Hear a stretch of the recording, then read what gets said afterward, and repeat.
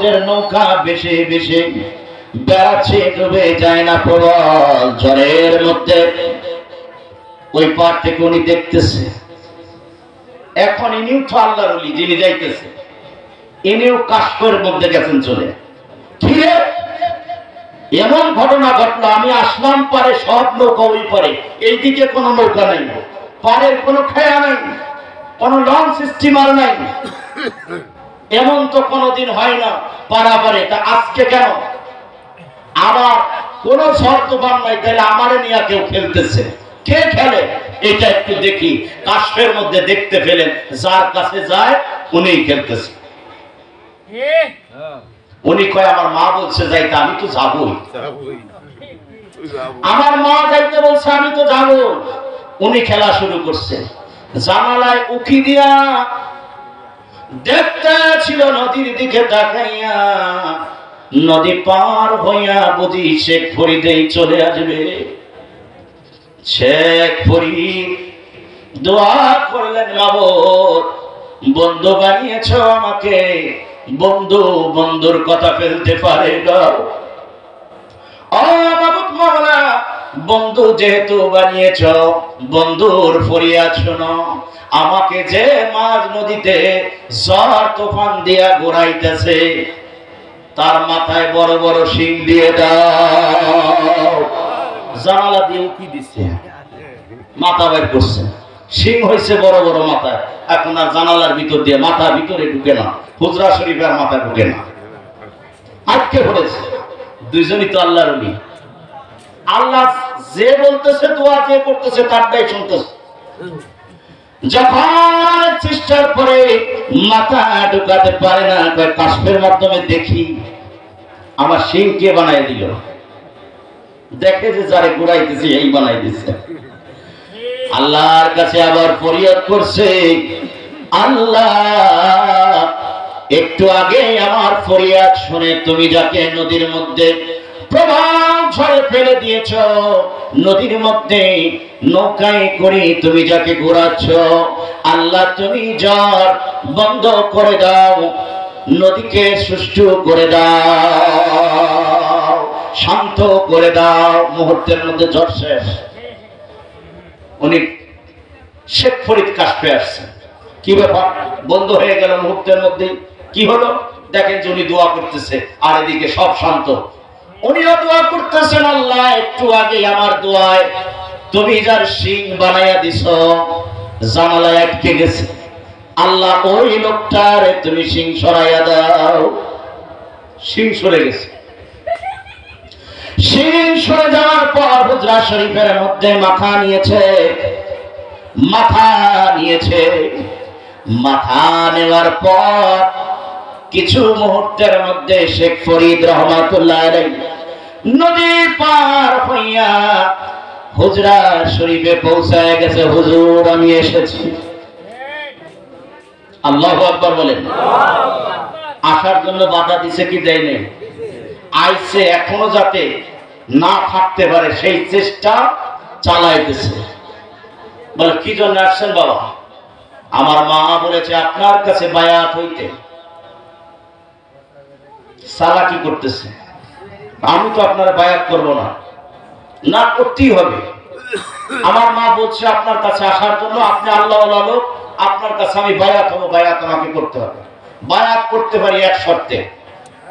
শর্ত দিতেছে, যাতে শর্ত মানতেও পারবে না, বায়াতও বানাবেও না। যত শর্ত দেন আমি সমস্ত শর্ত মেনে নেব। আমি বায়াত হতে এসেছি, আমি বায়াত গ্রহণ করতে চাই। পীরের দপ্তরে আমি গোলামি করতে চাই, গোলামি করার সুযোগ আপনি আমাকে করে দেন। একটা কেন, হাজারো হাজারো শর্ত যদি আপনি আমাকে জুড়ে দেন, আমি আপনার হাজারো শর্ত মানতে রাজি। বলতেছে হাজারো শর্ত আমার লাগবে না, একটা শর্ত শুধু, আমি কোনদিন তাহাজ্জুদের নামাজ কাজা করি না, তাহাজ্জুদ ছাড়ি না। আল্লাহু আকবার বলেন। তাহাজ্জুদ পড়বেন, আপনারা পড়বেন তো? পড়বেন, যদি সুযোগ পান, শরীর ভালো থাকে পড়েন। এটা একটা ভালো ইবাদত। নিশির শেষ ভাগে উঠে আল্লাহর দরবারে আপনারা নামাজ পড়ে তাহাজ্জুদ করে দোয়া করবেন। গভীর মনোযোগ।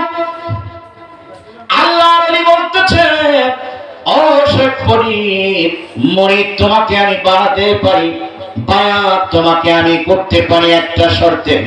সেই শর্তটা হলো আমি তাহাজ্জুদ নামাজ পড়ি, আমি উঠার আগে আমাকে উঠাইয়া তুমি 12 বছরে যতগুলো রাত আসবে প্রত্যেকটা রাতে আমি উঠার আগে তুমি উঠে গরম পানি করে আমাকে দিবা ওযু করার জন্য। একদিন যদি মিস হয়ে যায়,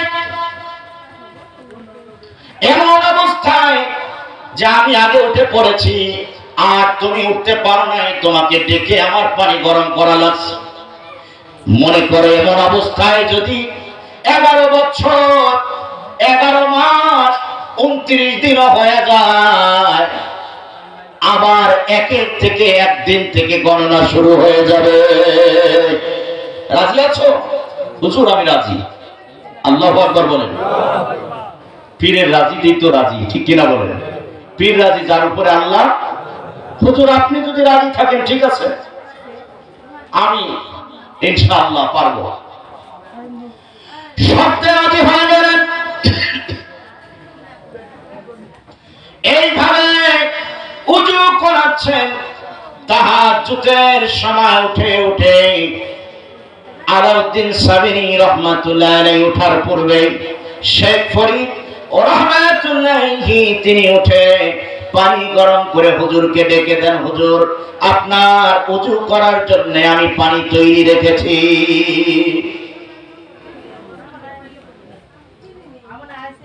একেবারে ঠিক কাটায় কাটায় যখন 11 বছর 11 মাস পার হয়ে 29 দিন চলে গেছে, একটা রাত মাত্র বাকি আছে, সেই দিন আবার প্যাচ খেলা শুরু হয়ে গেছে। পীর সাহেব দেখে সে তো তার ওয়াদা পূর্ণ করে ফেলতেছে, আমার ওয়াদা তো অবশ্যই তাহলে পূরণ করতে হবে। কিভাবে বাঁধানো যায়, কিভাবে আবার একের থেকে তাকে শুরু করানো যায়? 12 বছর গেছে, আবার এইভাবে শুরু করব। ওই রাত্রিতে আল্লাহর দরবারে ফরিয়াদ জানায় ঘুমাই গেছে, আল্লাহ আজকে যেন শেখ ফরিদ আমার বাড়িতে আগুন না পায়। আমার বাড়িতে বলছে, অন্য জায়গা পাওয়া যাবে না বলছে, বলছে আমার বাড়িতে যেন কোথাও আগুন না পায়। খুঁজে তো বাড়িতে না পাইলে ও আগুন খোঁজাখুঁজি করতে করতে তো আমি জেগে যাব, আগুন যেন না পায়। শেখ ফরিদ রহমাতুল্লাহ আলাইহি পানি